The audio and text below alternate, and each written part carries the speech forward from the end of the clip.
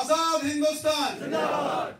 मेरे साथियों, आप सब जानते हो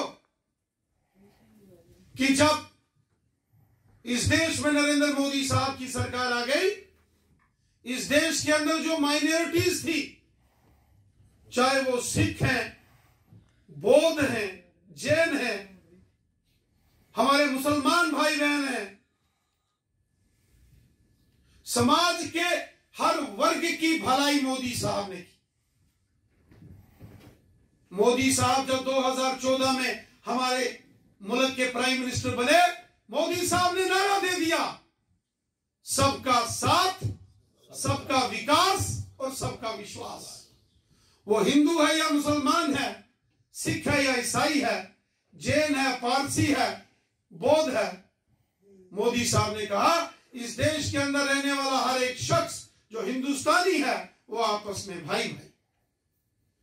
और जो मोदी साहब ने स्कीम्स लॉन्च की, आप देखो, प्रधानमंत्री किसान सम्मान निधि, तो कितने हमारे ऐसे सिख भाई हैं, कितने हमारे मुसलमान भाई हैं, बुद्धिस्ट हैं, जिनके सीधे खाते में 6-6 हजार रुपया प्राइम मिनिस्टर मोदी साहब की योजनाओं का सीधा उनके अकाउंट्स में आता है।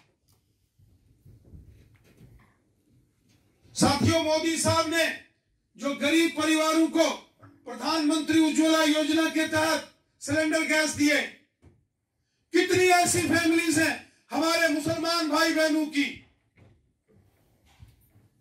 गुजर बकर वालों की, पहाड़ी कबीले के लोगों की, जिनको फ्री गैस के सिलेंडर कनेक्शन मिले, फ्री। कोरोना काल में मोदी साहब ने मुल्क के अंदर 80 करोड़ लोगों को फ्री राशन दिया, 135 करोड़ हिंदुस्तानियों को फ्री वैक्सीनेशन लगाई, सबके लिए लगाई। ये है मोदी सरकार। ये हर एक शख्स की सरकार है जो मोदी सरकार है। मोदी सरकार ने सबका भला किया। मोदी है तो मुमकिन है। जो माइनॉरिटीज हैं, जो हमारे देश के अंदर रहने वाले अल्पसंख्यक माइनॉरिटी कम्युनिटीज, सिख हैं, हमारे मुसलमान भाई बहन हैं, जैन हैं, बौद्ध हैं, पारसी हैं, समाज के क्रिश्चियंस हैं, समाज के हर वर्ग का ख्याल मोदी साहब ने रखा है।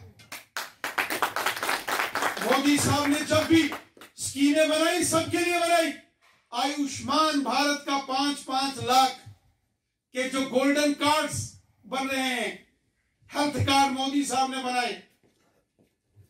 भगवान न करे, खुदा वाहिगुरु न करे कि कोई आदमी कभी बीमार हो, लेकिन अगर कोई आदमी बीमार हो जाए,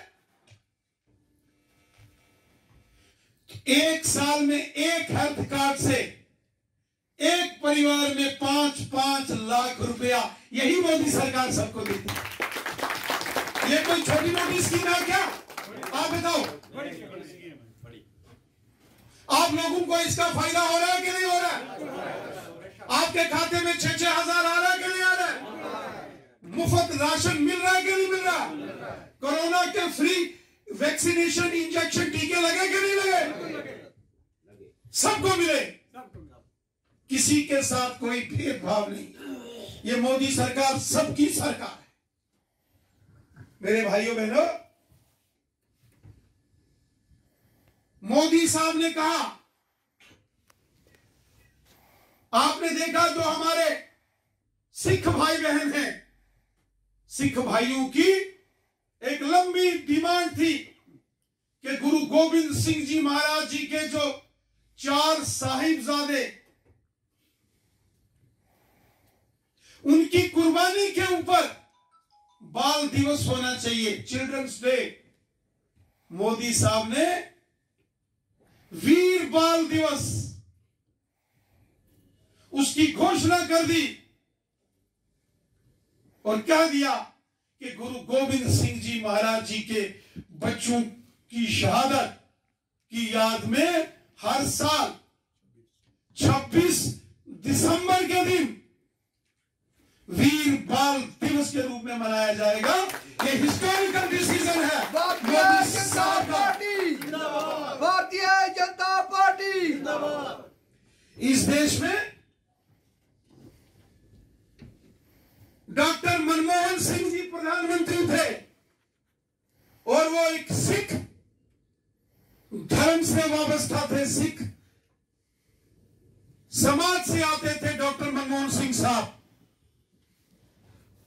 डॉक्टर मनमोहन सिंह जी जब प्रधानमंत्री थे वो चाहते थे कि 26 दिसंबर को बाल दिवस बनाया जाए, लेकिन सोनिया गांधी नहीं मानती थी, क्योंकि उन्होंने बाल दिवस चिल्ड्रन डे बनाया उस चाचा नेहरू को,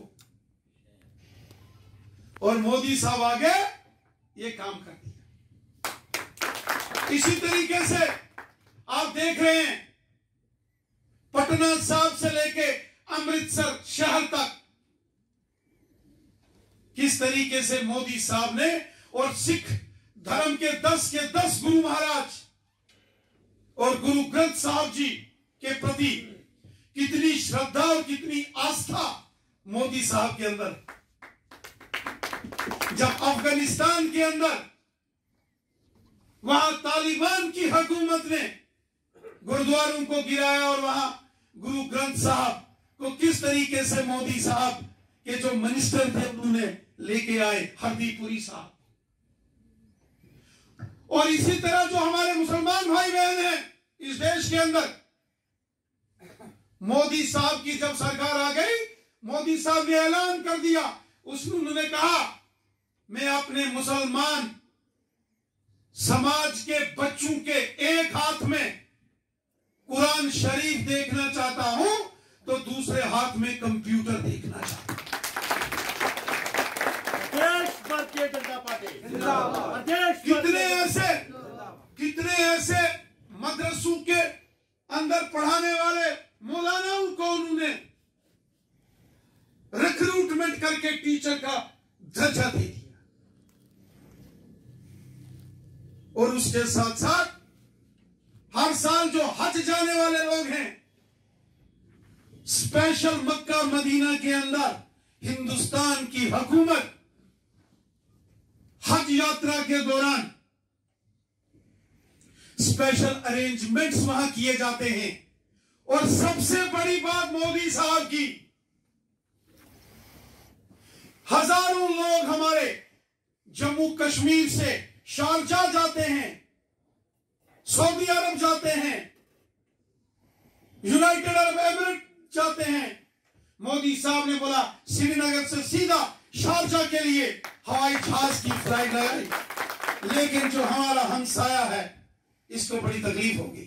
इसने बोला यहां से कश्मीर के श्रीनगर से जो फ्लाइट सीधा शारजाह जाती थी रोक दी गई।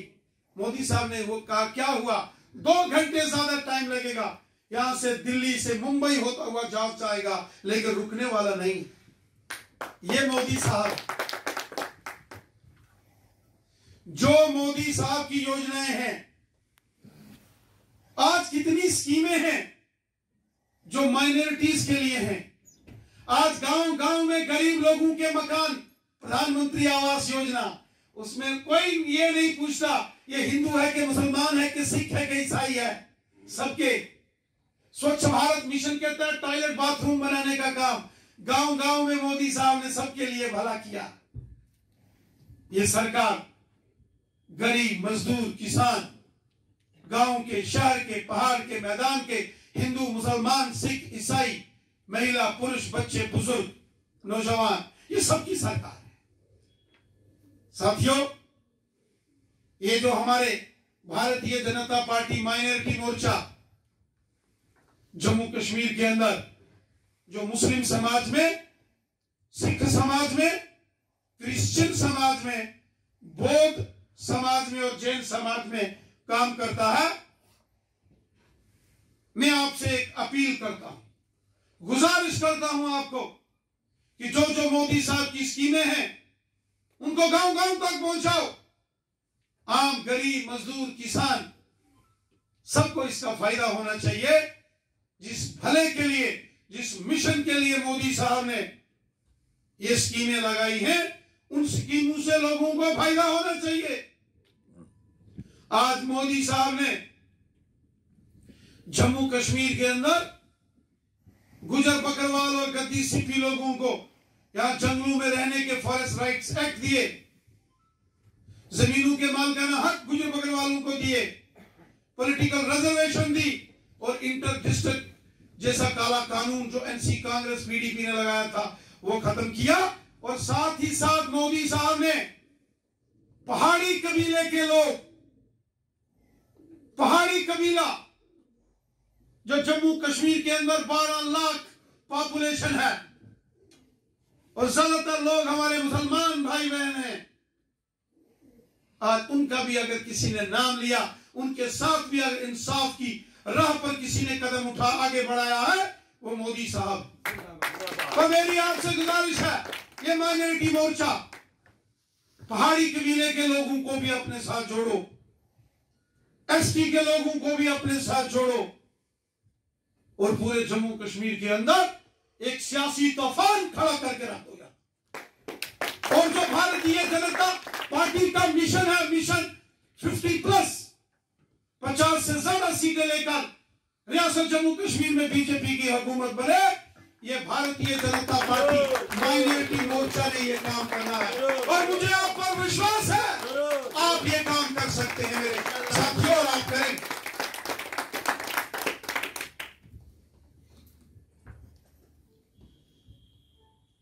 एक पुराना किसी ने शेर बोला,